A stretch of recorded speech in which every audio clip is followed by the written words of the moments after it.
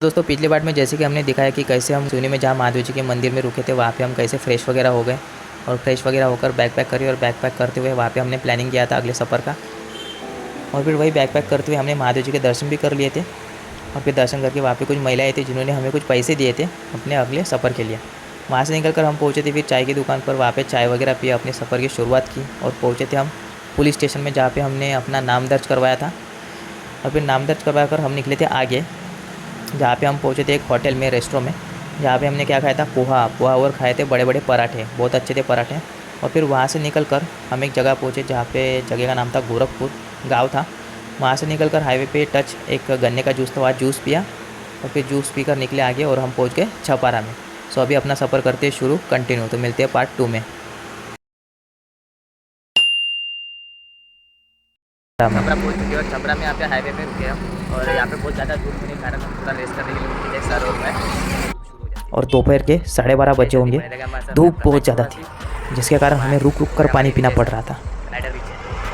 जैसे ने बताया था कि जब वो लद्दाख गए थे तो इस जगह पे रुके थे, ये वो जगह, यहाँ पे चाय वगैरह मिलती है, छोटी सी जगह है। और जैसे कि छपरा में हमें आगे पड़ने वाली थी घाटी, जी हाँ घाटी लगने वाली थी जहाँ से हमें घाटी को चलकर पार करना था। सो मिलते हैं आगे। जैसे हम आगे बढ़े तो हाईवे बहुत अच्छा था, जहाँ से हमारे बाजू से गुजर रही थी बड़ी बड़ी गाड़ियाँ। और जैसे कि मैंने कहा था आगे घाटी है, सो यह है वो घाटी जो हमें चल के पार करनी पड़ रही है अभी, क्योंकि घाटी बड़ी थी। सो दैट्स वाई हमें घाटी पार करने में लगे 30 मिनट। घाटी बड़ी नहीं थी, एक आई थिंक सो 1.5 से 2 किलोमीटर की घाटी होंगी, बट धूप के कारण ना हमें आधा घंटा लग गया उस घाटी को पार करने में। फिर घाटी क्लियर करने के बाद हमें एक और हाईवे पड़ा जिस पर हम हमारी साइकिल दौड़ा रहे थे 23 से 25 किलोमीटर प्रति घंटे की रफ्तार से।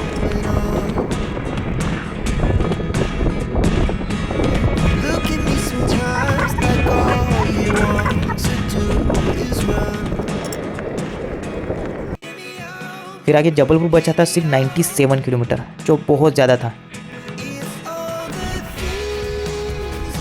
दोस्तों जैसे कि आप देख पा रहे हो कि जबलपुर जो है वो अभी बचा है 97 किलोमीटर।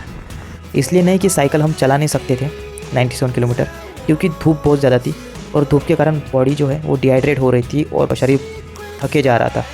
इसलिए हमें लग रहा था कि आज का सफ़र हमारे लिए बहुत मुश्किल है भाई ना, क्योंकि कुछ घाटी पार करने में 1 घंटा चला जाता था, क्योंकि 3 से 4 किलोमीटर की घाटी रहती थी, जिसके कारण हमारा समय तो बर्बाद होता ही था पर शरीर भी अलग से ही थक जाता था धूप के कारण।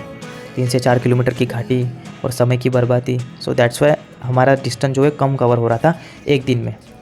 सो आगे चलकर हमें एक होटल दिखा, वहाँ के मालिक ने हमें खाने के लिए बुलाया, बोले कुछ खा कर जाओ हमारी ओर से। हम जा रहे थे अभी इधर जबलपुर जाते हुए हमें जो है एक होटल लगा है, केशरवानी होटल।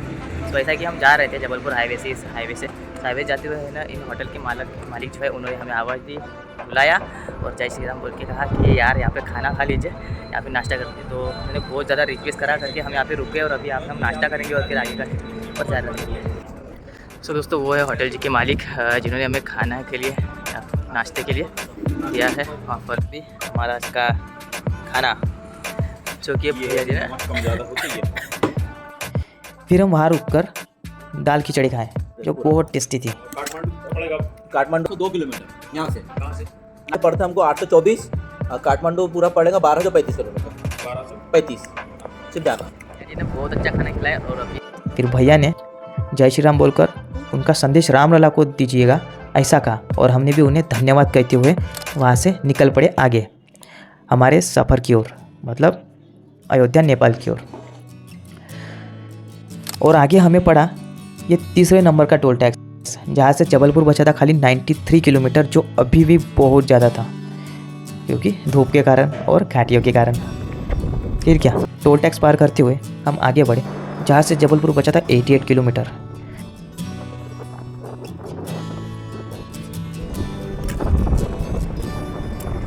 फिर हम हाईवे से होते हुए आगे बढ़ ही रहे थे तो हमें लगी भूख, बहुत ज़्यादा भूख लगने लगी, जहाँ हमें फिर से आगे रुकना पड़ा हाईवे पे एक मंदिर के पास। सो दोस्तों अब यहाँ से 80 किलोमीटर बन गया अभी जिस हाईवे पे हम पता नहीं।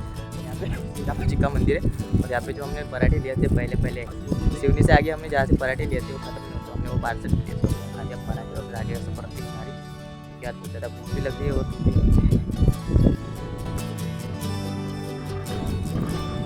जहाँ हमने खाने के लिए निकाले पराठे, और ये वही पराठे हैं, ये वही जंबो पराठे हैं जो हमने पिछली बार मतलब मॉर्निंग में लिए थे एक होटल से, जो हमसे खाना नहीं हो रहा था तो हमने वो पैक करवा लिए थे ताकि हम आगे चलकर उसे खा सकें भूख लगने पे।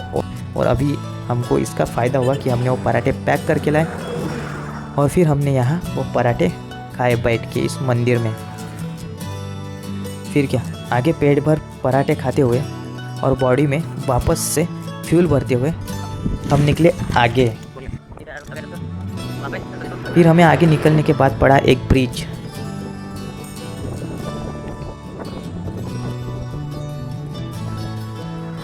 फिर उस ब्रिज से होते हुए हम आगे बढ़े तो पता चला आगे एक और घाटी है। लगी दोस्तों घाटी,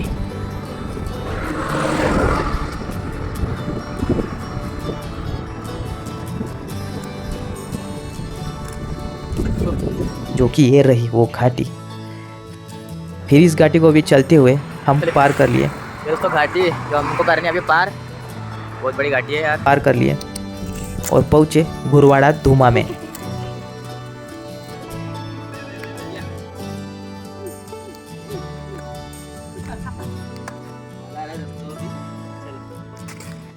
सर यहाँ पे इनको बिस्किट्स खिला रहे हैं, बहुत मजा आ रहा है।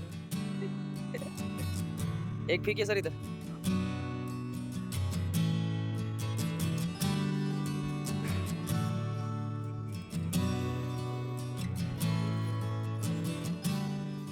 भाई ये द्वारी दोस्तों ये गौशाला की गाय है, गौशाला ये देखो भाई। जहाँ था नंदिनी गौशाला और नंदिनी ढाबा, जहाँ हमने डिसाइड किया आज यही रुकने का, क्योंकि बहुत थक चुके थे और आगे जाने के लिए हमारा शरीर भी ताकत नहीं जुटा पा रहा था, क्योंकि धूप के कारण बहुत ज़्यादा बॉडी डिहाइड्रेट हो चुकी थी और घाटियों के कारण बहुत ज़्यादा बॉडी थक चुकी थी और अभी वो ताकत हम जुटा नहीं पा रहे थे कि हम बाकी का सफ़र पूरा कर सके, मतलब जबलपुर तक। तो हमने डिसाइड किया कि हम आज यही रुकेंगे गुरवाड़ा धूमा में, इस गौशाला में, नंदिनी गौशाला में। हमने यही सोचा कि यही नंदिनी ढाबे में खाना खाएंगे और यही रुकेंगे। फिर हमें यही खाना खाया इस नंदिनी ढाबा पे। और लेकिन आप सोचे होंगे कि यार मतलब समर में गया नेपाल में, लेकिन यहाँ पे इतनी मतलब स्वेटर पहन के क्यों घूम रहे हो। सच बता रहा हूँ मैं, नेपाल में तो उधर ठंड होगी तो माउंट एवरेस्ट है करके, लेकिन वहाँ से जो बहती हुई हवा है ना वो एमपी तक आती है कि नहीं पता नहीं, लेकिन हवा तो आती होगी। लेकिन यहाँ पे बहुत ज़्यादा ठंड है, सच बता रहा हूँ। दोनों स्वेटर पहन के घूम रहे इधर। जब से एंटर हुए हम सिवनी में, मध्य प्रदेश सिवनी में, तब से जो हवाएं शुरू हुई ठंडी ठंडी, तो रात में भी ठंड रही थी और दिन में भी उतना गर्म होता नहीं है दोस्तों यहाँ पे जितना होना चाहिए। जैसा आपने उधर विदर्भ महाराष्ट्र में हो रहा ना, समर में जितना गर्म हीट होता है वहाँ पे, यहाँ पे इतना हीट होता नहीं है दोस्तों। रात में बहुत कड़ाके की ठंडी होती है और जो मॉर्निंग की ठंड है ना दोस्तों वो तो बहुत ही होती है। तो इसलिए आज हम लोग लेट निकले थे क्योंकि मॉर्निंग में बहुत ज़्यादा ठंड थी, इसलिए हम लेट हो गए। तो दैट्स वाई आज हम यहीं पे रुके, ये गौ रक्षा निवास में। जिन्हें हमें जगह भी बहुत अच्छा लगा और अभी ये खाना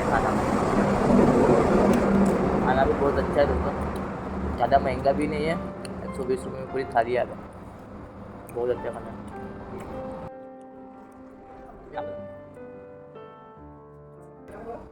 बहुत बढ़िया बना। ये खाना हम जा रहे हैं सोने, जो हमें जगह मिली है वो गौ माता संस्थान से, यही नंदिनी गौशाला की ओर से हमें जगह भी मिल गई रुकने के लिए, वो भी फ्री में। फिर क्या, हमारी दूसरी दिन की रात हम यही गुरवाड़ा धूमा में रुके, मतलब सिवनी से निकलने के बाद शाम को हम गुरवाड़ा धूमा में पहुँचे और यही नंदिनी गौशाला में रुक गए। तो दोस्तों ये जो मैं अभी आपको दिखा रहा हूँ ना, यह है गौशाला, जहाँ करीब 350 गैया थी जिनकी देखभाल बहुत अच्छे से हो रही थी इस गौशाला में। यहाँ पे 300 से ज़्यादा गौ माताएं हैं इस जगह में। और यहाँ के मालिक भी बहुत अच्छे थे जिन्होंने हमें यहाँ पे रुकने के लिए फ्री में जगह दी, उनका बहुत बहुत धन्यवाद। सो दोस्तों रात बहुत हो चुकी है तो अभी हम सोते हैं और मिलते हैं कल सुबह। तब तक के लिए गुड नाइट, और आगे का सफ़र देखने के लिए चैनल को सब्सक्राइब ज़रूर कर देना और बेल आइकन को क्लिक कर देना ताकि आपको आगे के वीडियो की नोटिफिकेशन मिलती रहे। और अगर वीडियो पसंद आए तो वीडियो को दोस्तों वीडियो को लाइक शेयर एंड सब्सक्राइब जरूर कर देना, क्योंकि बहुत मेहनत करी है। और मिलते हैं अगले सफ़र के दौरान। मैं आपका साइको प्रवासी, जय श्री राम।